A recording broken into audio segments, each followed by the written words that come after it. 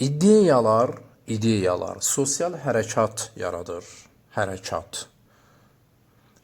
Sosial hərəkat nədir? Müəyyən ideologiyanın təşkilatı, daha doğrusu təşkilati resurslar və mövcud ictimai şəraitlə birləşməsi nəticəsində ortaya çıxır.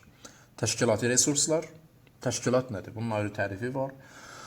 Bu haqda bir kitab işləmişik, bir təqribən 200 səhifə müxtəlif mütəfəkkirlərin fikirlərindən istifadə eləmişik və İslami təşkilat necə olmalıdır? Bunu hələ düz elə verməmişik bir yerdə, bizdə mövcuddur, amma çalışırıq bəzi, məsələn, təşkilat əxlaqı və təşkilat nədir? Bu mövzuları bir həddə kimi tədris edək, danışaq.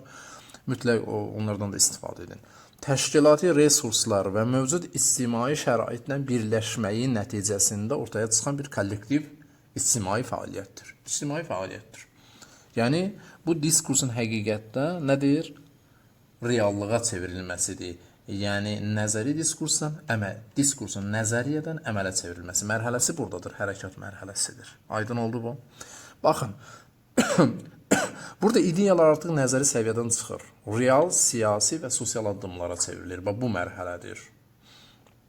Yəni, Gramsci'nin nəzərini sizə demişdim, düzdür? Həbsxana məktubları, Gramsci nəzəriyyəsi haqqında danışmışdım. Əlbəttə bir tənqidlər də var, amma müsbət nəzərləri də var. Geniş dünyada istifadə olunur.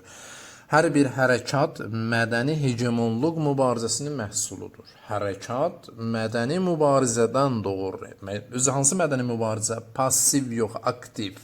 Zəif yox, hegemon. Yəni, sən hegemon mədəni mübarizəyə qədəm qoymalısan ki, hərəkat olsun. Yoxsa bəzilərinin pasiv maarif ideyası və yaxud, məsələn, pasiv dini maarifi ideyası bu sosial hərəkatın qeyri-mümkündür. Qeyri-mümkündür. Tarixdə belə bir şey olmayıb. Kimlər atır bəzilərinin zehninə? Mən fikirləşirəm, bəzi şeyləri qəsdən atırlar. Mümkündür. Tarixdə bircə nümunə mənə göstərin. İkinci nümunə istəmirəm. Bircə nümunə. Yəni, sosial hərəkatlar cəmiyyətdə üstün mövqedə olan düşüncə tərzinə qarşı yeni baxışlar gətirir, dəyişikliklər yaradır. Onlar həm ideyaları yayır, diqqət edin, həm də konkret dəyişikliklər əldə etmək üçün mübarizə aparırlar. Beləliklə, tarixi narrativlər cəmiyyətin yaddaşında formalaşmış hadisə və simaları doğurur. Bu hekayələr zamanla birləşərək paradigmalara çevrilir. Diqqət ediniz, mən son sözümü deyirəm. Yəni, sosial hadisələri anlaşma çərçivəsini yaradır, icad edir. Paradigmalar fərdi və kollektiv şura hopur, dünya görüş yaradır. Görürsün, nə gözəl belə çalışıram, açıqlayam, yəni bu silsiləni. Dünya görüş öz növbəsində dəyərlər və ideyalar formalaşdırır. Bu ideyalar diskurs vasitəsilə ictimaiyyətə çatdırılır. Müzakirə olunur. Buzun əriməsi metodunu bir dəfə Kurtun modeli sizə danışmışdım, izah eləmişdim, yazıca gəlir. Dünya görüş öz növbəsində dəyərləri və ideyaları müəyyənləşdirir. Bu ideyalar nə olur? Diskurs vasitəsilə ictimaiyyətə çatdırılır. Dediyim kimi bir müzakirələr və s. ideologiya şəklinə gəlir. Həmin o buzu əridirsən, tutaq ki, kubik şəklində olan buzu, məsələn, hansısa bir konus formasına salırsan, məsələn, bu həmin ideyalar şəklində bərkiməsidir. Diskurs budur. Diskurs ərimə mərhələsidir. Və bərkimə mərhələsidir eyni zamanda. Bərkiyəndən sonra olur ideologiya. İdeologiya təşkilati resursla birləşir, sosial hərəkat yaradır. Və filosof Əflatun deyir ki, hərəkat ideyadan doğur. Amma ideya özü doğru söz və hekayə ilə müasir dildən desək, həmin narrativlərlə qorunulur, hifz olunur və inkişaf edir. Baxın, bu zəncirvari proses tarixi təcrübənin necə sosial dəyişikliklərin mühərrikinə çevrildiyini göstərir. Bunu izah edir bu mexanizmi. Bu elmi bir metoddur, elmi bir yanaşmadır.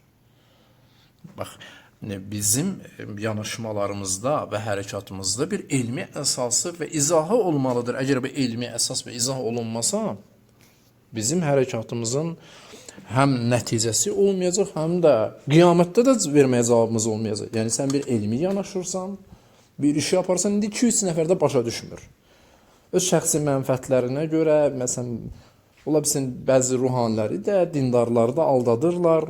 Mənfəət ki, onun öz mənfəətidir. Onlar da məsələn buna görə bilmirlər, xəbərləri yoxdur. Amma sənin həm bu dünyada, həm tarix qabağında, həm gələcək nəsil qabağında, həm də axirətə verməyə cavabın var. Niyə? Yanaşman tam elmi yanaşmadır. Tam İslami təfəkkürlə və ağılla və ictimai fəlsəfə ilə və siyasi fəlsəfə ilə tam uyğundur. Çıxmamısan xəttdən. İndi o başa düşmür. Çünki bu adamın zehnində din, yəni pul qazanmaq, ticarət budur. O başa düşmür. Onun elmi səthi və düşüncə səthi o deyil. Amma sən təkrar deyirəm, həm gələcək nəsil qabağında, həm axirətdə, həm bu dünyada verməyə cavabın var. Çünki hərəkətin elmi və dini əsası var sənin verdiyin fikrin, nəzəriyyənin, ideyanın, ideologiyanın, diskursun. Mən təşəkkür edirəm. Bu səsini mütləq izləyin bir yerdə. Əgər yarımçıq izləsəniz və özünüz üçün qeydlər aparın, əgər bunu etməzsəniz kifayət qədər yaxşı nəticə ala bilməyəcəksiniz və yenə də yarımçıq qalacaq həmin bu sxem, bu qurulan sxem zehninizdə yarımçıq qalacaq.